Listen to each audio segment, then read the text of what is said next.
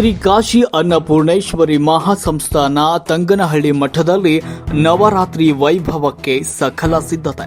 ಸಂಸ್ಥಾಪಕ ಪೀಠಾಧ್ಯಕ್ಷರಾಗಿರುವ ಶ್ರೀ ಪೂಜ್ಯ ತಿಮ್ಮಪ್ಪ ಸ್ವಾಮೀಜಿಗಳ ಕೃಪಾಶೀರ್ವಾದದೊಂದಿಗೆ ಕೊರಟಗೆರೆ ತಾಲೂಕಿನ ಯಲೆರಾಂಪುರ ಗ್ರಾಮ ಪಂಚಾಯಿತಿಯ ತಂಗನಹಳ್ಳಿ ಗ್ರಾಮದ ಶ್ರೀ ಕಾಶಿ ಅನ್ನಪೂರ್ಣೇಶ್ವರಿ ಮಹಾಸಂಸ್ಥಾನ ಮಠಾಧೀಶರಾದ ಶ್ರೀ ಬಸವ ಮಹಾಲಿಂಗ ಸ್ವಾಮೀಜಿಯವರ ನೇತೃತ್ವದಲ್ಲಿ ನಡೆಯಲಿರುವ ನವರಾತ್ರಿ ವೈಭವದ 9 ದಿನಗಳಲ್ಲಿ ಒಂದೊಂದು ದಿನವೂ ದೇವಿಗೆ ವಿಶೇಷ ಅಲಂಕಾರದೊಂದಿಗೆ ವಿಶೇಷ ಹೋಮ ಪೂಜಾ ಕಾರ್ಯಕ್ರಮಗಳನ್ನು ನೆರವೇರಿಸಲಿರುವ ಭಕ್ತಾದಿಗಳ ಸಮೂಹ ಕಾರ್ಯಕ್ರಮಕ್ಕೆ ಪ್ರತಿದಿನವೂ ಅತಿ ಹೆಚ್ಚು ಭಕ್ತಾದಿಗಳು ಆಗಮಿಸಿ ನವರಾತ್ರಿ ವೈಭವದ ವಿಶೇಷ ಕಾರ್ಯಕ್ರಮವನ್ನು ಯಶಸ್ವಿಗೊಳಿಸಬೇಕು ಅಂತ ಶ್ರೀ ಬಸವ ಮಹಾಲಿಂಗ ಸ್ವಾಮೀಜಿಯವರು ಮಾಧ್ಯಮ ಗೋಷ್ಠಿಯಲ್ಲಿ ತಿಳಿಸಿದ್ದಾರೆ.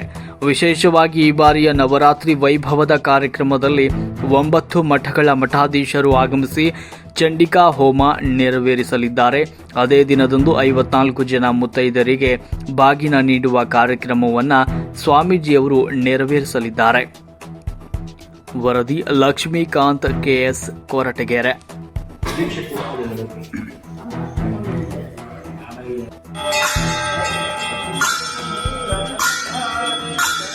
ಹಬ್ಬ ಮಾಡ್ತಾ ಇದ್ದೀವಿ ಶ್ರೀಮಠದಲ್ಲಿ.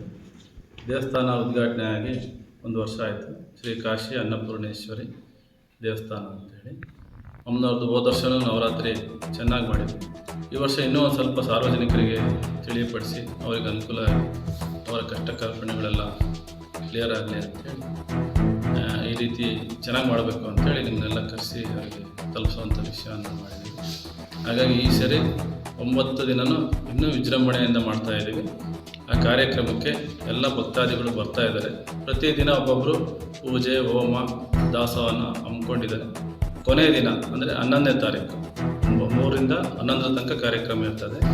11ನೇ ತಾರೀಕು 9 ರಿಂದ 11 ಗಂಟೆ ಒಳಗೆ ಚಂಡಿಕಾ ಹೋಮ ಇದೆ. ಚಂಡಿಕಾ ಹೋಮ ಪೂರ್ಣಾವತಿಯನ್ನು ಮಾಡಿ ನವರಾತ್ರಿಯನ್ನು ಸಮಾಪ್ತಿ ಮಾಡ್ತಾರೆ. ಆ ಕಾರ್ಯಕ್ರಮಕ್ಕೆ ನಾಡಿನ ಪೂಜ್ಯ ಸ್ವಾಮೀಜಿಯವರು ಒಂದು 8 ಜನ ಬರ್ತಾ ಇದ್ದಾರೆ. ಹಾಗೂ ಕೇಂದ್ರ ಸಚಿವರಾದಂಥ ಸೋಮಣ್ಣ ಅವರು ಬರ್ತೀವಿ ಅಂತೇಳಿ ಹೇಳಿದ್ದಾರೆ. ಹಾಗೆ ಅವರು ಬರ್ತಾ ಇದ್ದಾರೆ. ಇನ್ನು ಸ್ಥಳೀಯ ಶಾಸಕರು ಹಾಗೂ ನಮ್ಮ MLA ಅವರು ಕೇಳಿದ್ವಿ. ಅವರೇನೋ ಮೈಸೂರಲ್ಲಿ ಅವತ್ತು ನಾನು ಇರಬೇಕಾಗುತ್ತೆ ಬುದ್ಧಿ ನೋಡ್ತೀನಿ, ಅತ್ತೇನಾದರೂ ಇದ್ದರೆ ಖಂಡಿತ ಬರ್ತೀನಿ ಅಂತ ಹೇಳಿದರೆ 9 ದಿನದಲ್ಲಿ ಯಾವತ್ತಾದರೂ ಒಂದು ದಿನ ಬಂದು ಹೋಗ್ತೀವಿ ಅಂತ ಹೇಳಿದ್ದಾರೆ. ಇಷ್ಟು ಕಾರ್ಯಕ್ರಮ. ಇನ್ನು ಅವತ್ತಿನ ದಿನ ಎಲ್ಲ ಭಕ್ತಾದಿಗಳು, ನಾಡಿನ ಗಣ್ಯರು ಇರ್ತಾರೆ, ನೀವೆಲ್ಲರೂ ಇರ್ತೀರ, ಆಸಕ್ತ ಜನರಿರ್ತಾರೆ, ಸಾರ್ವಜನಿಕರು ಇರ್ತಾರೆ. ಪೂರ್ಣಾವತಿ ಕಾರ್ಯಕ್ರಮ ಯಶಸ್ವಿಯಾಗಿ ನಡೆಸ್ಕೊಳ್ಳಲಿಕ್ಕೆ ನಿಮ್ಮ ಕಡೆಯಿಂದ ಒಂದಿಷ್ಟು ನನಗೆ ಸಹಕಾರ ಬೇಕಾಗಿದೆ. ಹಾಗಾಗಿ ಈ ಮೂಲಕವಾಗಿ ನೀವು ಇದನ್ನು ಜನತೆಗೆ ಮುಟ್ಟಿಸ್ತೀರಾ ಅಂತೇಳಿ ನಾನು ಭಾವಿಸಿದ್ದೀನಿ. ಎಲ್ಲರಿಗೂ ಶ್ರೀ ಶಾಂತವೀರ ಸ್ವಾಮೀಜಿಯವರು ಕುಂಚಿಟಿಗ ಮಹಾಸಂಸ್ಥಾನ ಹೊಸದುರ್ಗ, ಶ್ರೀ ಯಾದವಾನಂದ ಮಹಾಸ್ವಾಮೀಜಿಯವರು ಯಾದವ ಗುರುಪೀಠ ಚಿತ್ರದುರ್ಗ, ಶ್ರೀ ರೇಣುಕಾನಂದ ಮಹಾಸ್ವಾಮೀಜಿಯವರು ಈಡಿಗರ ಗುರುಪೀಠ ಶಿವಮೊಗ್ಗ, ನಾರಾಯಣ ಗುರುಪೀಠ ಅಂತ ಅಂದ್ಕೊಳ್ಳಿ. ಶ್ರೀ ಬಸವ ಮಾಚಿದೇವ ಸ್ವಾಮೀಜಿಯವರು ಮಡಿವಾಳ ಗುರುಪೀಠ ಚಿತ್ರದುರ್ಗ, ಆಮೇಲೆ ನಮ್ಮ ತಗ್ಗೇಳಿ ಶ್ರೀಗಳು ಬರ್ತಾರೆ ಅವರೊಬ್ಬರು, ಮತ್ತು ಶಶಿಶೇಖರ ಸ್ವಾಮೀಜಿ ಅಂತ ಒಬ್ಬರು ಬರ್ತಾರೆ, ಅವರು ಮೇಟಿಪುರಿ. ಇಷ್ಟು ಜನ ಸ್ವಾಮೀಜಿಯವರು ಬರ್ತಾರೆ. ಇದರಲ್ಲಿ ಒಂದು 4-5 ಜನ ಜಾಸ್ತಿ ಆಗ್ಬೋದು. ಯಾರು ಟೈಮ್ ಸಿಕ್ಕಿಲ್ಲ ಅಂತ ಹೇಳಿದರೆ ಟೈಮ್ ಸಿಕ್ಕಿದ್ರೆ ಅವ್ರು ನೆಕ್ಸ್ಟ್ ನಿಮಗೆ ಇನ್ನು ಯಾರ್ಯಾರು ಬರ್ತಾರೆ.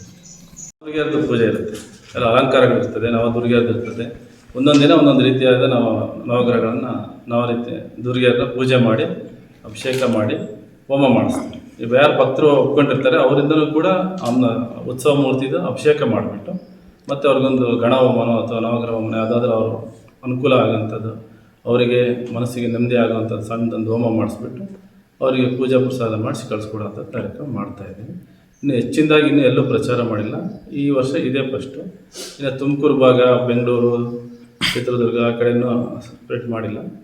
ಈ ಸುತ್ತಮುತ್ತಲ ಭಾಗ ಏನಿದೆ ಇದಕ್ಕೆ ಮಾಡಿಕೊಂಡು ಆಮೇಲೆ ಹೊರಗಡೆ ಕೈ ಹಾಕೋಣ ಅಂತ ಮಾಡಿ 9 ಜನ ಭಕ್ತರನ್ನು ಸೆಲೆಕ್ಟ್ ಆಗಿದ್ದಾರೆ. ಪ್ರತಿನಿತ್ಯವೂ ಒಂದು ವಿಶೇಷ ಅಲಂಕಾರ ಪ್ರತಿನಿತ್ಯ ವಿಶೇಷ ಅಲಂಕಾರ ಇರ್ತದೆ. ಪ್ರತಿದಿನ ಪ್ರಸಾದ ವಿನಿಯೋಗ ಸಹ ಇರ್ತದೆ. ಪ್ರತಿದಿನವೂ ಇರ್ತದೆ, 3 ಟೈಮು ಇರ್ತದೆ.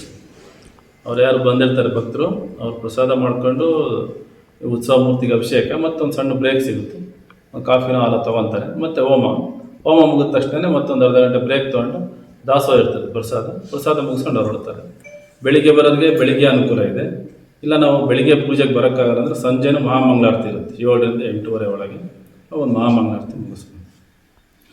10ನೇ ತಾರೀಕು ಕೊನೆಯ ದಿನ ಸಂಜೆ ಈ ಕಲಾವಿದರೆಲ್ಲ ಸೇರಿ ಒಂದು ಸುಗಮ ಸಂಗೀತ ಅಂತ ಮಾಡ್ಕೊತಿದ್ದಾರೆ. ಅದು ನೆನ್ನೆ ಫಿಕ್ಸ್ ಆಯಿತು. ಹಾಗಾಗಿ ಅವರಿಗೆ ಬಿಟ್ಬಿಟ್ಟಿದ್ವಿ, ಆಯ್ತು ಮಾಡ್ಕೊಡ್ರಪ್ಪ ಅಂತೇಳಿ.